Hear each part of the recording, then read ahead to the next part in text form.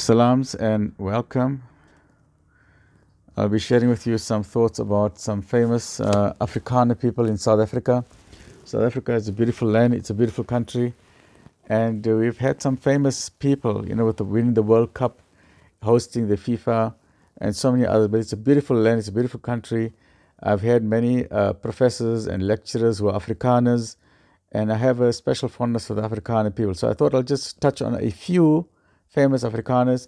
You probably know much more. So please let me know your comments. Tell me who is your favorite Afrikaner. I'm specific today, I'm just talking about the Afrikaners. Who are the Afrikaner greats in South Africa and why? And who has inspired you? And what are some of the things about Afrikaans and the Afrikaans language that you like? For myself, I like the words like Lekker and the Braaivleis. In the old days, in the 70s and 80s when I was growing up, there was a very nice advert about South Africa. Braaivleis, Rugby, Sunny Skies and Chevrolet. In those days, now we still have the Braaivleis, Rugby and Sunny Skies. So now we must change it to Braaivleis, Rugby, Sunny Skies and BMW. Okay, so let's get to the five people I want to talk about today. One is Elon Musk, Professor Chris Barnard, Eugene Marais, Charlize Theron, and Candice Swanepoel. I'm sure we've heard about all of them. Now, I'm taking this, today is the 26th of May, Sunday 26th of May, and this information, I got it from Wikipedia, but Wikipedia is always changing, so if anything is wrong here, I apologize, but I know Elon Musk is shown is born in Pretoria, so I'm putting him under Afrikaners, but the article does not say specifically whether he is Afrikaner, so I don't know, so I apologize, and some of these others as well. I'm not sure about Candice, but without doubt, they're all South Africans, all right? And probably 99% they've got Afrikaner blood in them. So let's get quickly going with it. Elon Musk, first and foremost, he needs no introduction, but just to remind us how fortunate we are in South Africa, we are really giving birth to amazing people throughout the world. Elon Musk is a businessman and investor. He is the founder, chairman, CEO, and CTO of SpaceX. CEO, product architect, and former chairman of Tesla Incorporation. He's the owner, executive chairman, founder of the Boring Company, co-founder of Neuralink. Neuralink is amazing stuff they're doing with the human brain. I love the human brain. And what they do with Neuralink, wow, I'm keeping close tabs with that.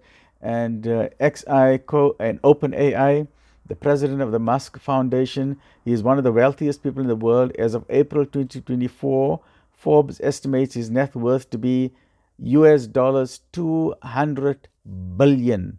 For us as South Africans, this translates to 4,000 billion. So it's 4 trillion rands. A member of the wealthy South African Musk family. I apologize, I don't know if I must say Musk or Musk, but I think it's Musk family. Elon Musk. Musk was born in Pretoria and briefly attended the University of Pretoria before immigrating to Canada at the age of 18, and after that the rest is history, as what they say. Why I love this? Because I'm also a Pretoria boy. I was born in Struben Street in Pretoria in 1959. So lekker. Elon Musk is from Pretoria. I'm from Pretoria. Ons altwee, ons is lekker. What they say? Hy is my China, ek is my China, or something like that. But lekker, I like the word lekker. Okay. And then the second person on the list is Professor Chris Barnard. Needs no introduction. In 1967, Professor Barnard transplanted the heart of accident victim Denise Darvall into the chest of 54-year-old Louis Washkansky. It was the first time in the world that it was a heart-to-heart transplant in a human being. Can you imagine? The heart, and I love Professor Chris Barnard when they interviewed after that, and I still remember that interview very vividly. I was still very small, but he said, in his lekker Afrikaans accent, I love the Afrikaans. I love it when a person speaks pure Afrikaans, and I love it when the girls speak pure Afrikaans, like in the auto trader advert. This girl is saying, auto trader, in this nice, beautiful Afrikaans accent. Oh, I love it. And then Professor Chris Barnard, they were interviewing about the heart transplant. And he made it so simple to the interview, and he was saying, jy weet ne, die hart is a pump. Hy's not a pump. Hy pump die bloed. Hy's not a pump. And he's got this wonderful way of explaining it. So Professor Chris Barnard, world headlines, the first person in the entire world who took out a heart from one person, put it into another person. Amazing stuff. So Elon Musk, amazing, South African. Chris Barnard, amazing, South African, from Cape Town. So Elon Musk, Pretoria boy. Chris Barnard, Cape Town boy. We love our South Africans.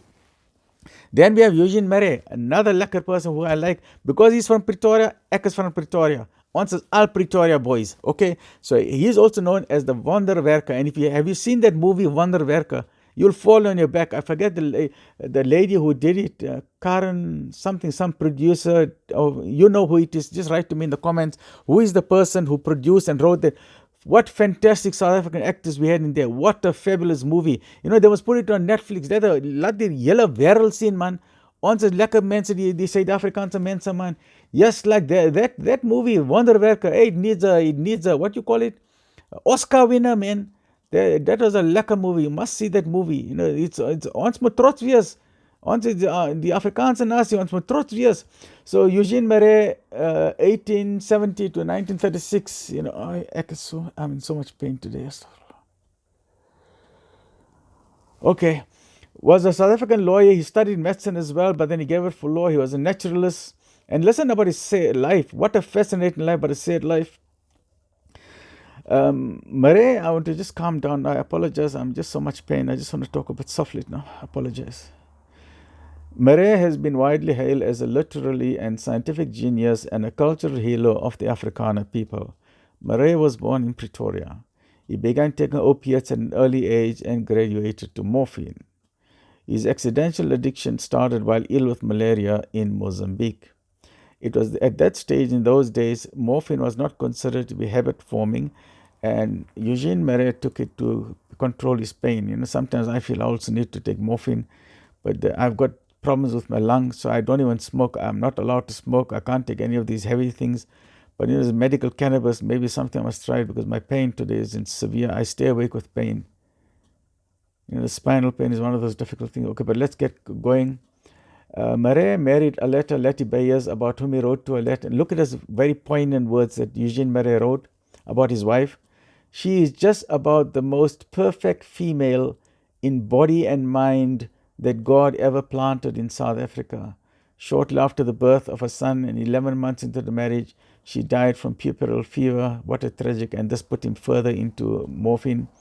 But from 1905, Marais studied nature in the Waterberg, in the Water Mountain north of Pretoria. He wrote in his native Afrikaans about the animals he observed. His studies of termites and baboons, he wrote so many books about them. My Friends, the Baboons, and the Soul of the Ape, and the seal van die muur, the soul of the white ant. But the tragic thing about, you know, I get very angry with this because I'm an academic myself. I know how difficult it is to study. There was a guy from Belgium, Maurice Maeterlinck, who, now Eugene Marais was writing in Afrikaans, and this guy knew a bit of Dutch. So he started copying Eugene Marais. My broer from South Africa, Eugene Marais. Hierdie man from Belgium. This man, he started copying all Eugene Marais' work. And he started publishing plagiarism, academic plagiarism. You know who the Nobel Prize went to? They did not give it to Eugene Marais. They gave it to this man who plagiarized it. Yes, like, man, that's not right, man. Doesn't reg nie, man.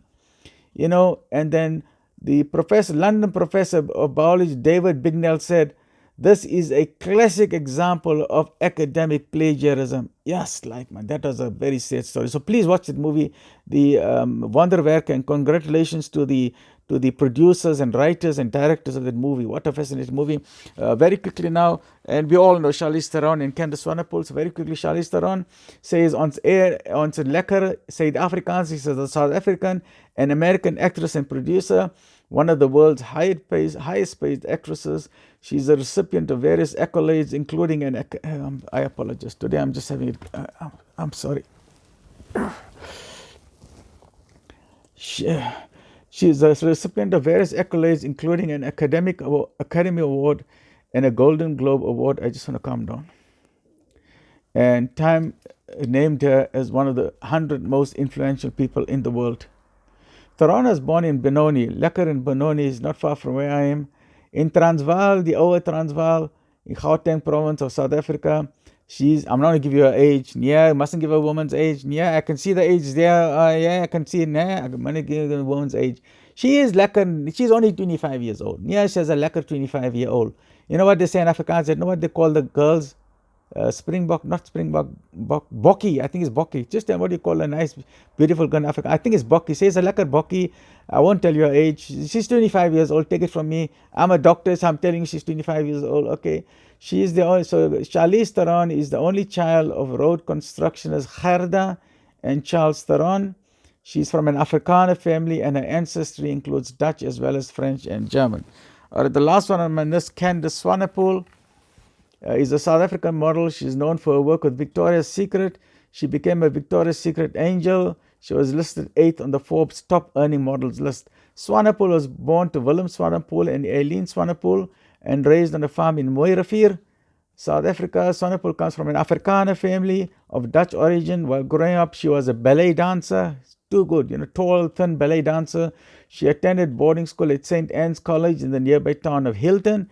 At age 15, she was spotted by a model scout in a Durban flea market, and they say after that it was just history. The rest is history.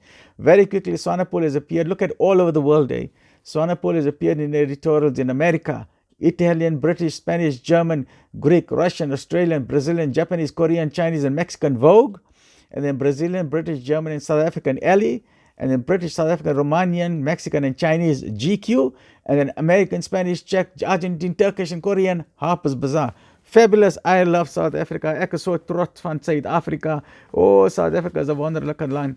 And you know that song? It just occurred to me when I was young. The donkey is a wonderlijke ding. Hy speel in die son. And then another one. Jan Pierewit, Jan Pierewit, Jan Pierewit staan stil.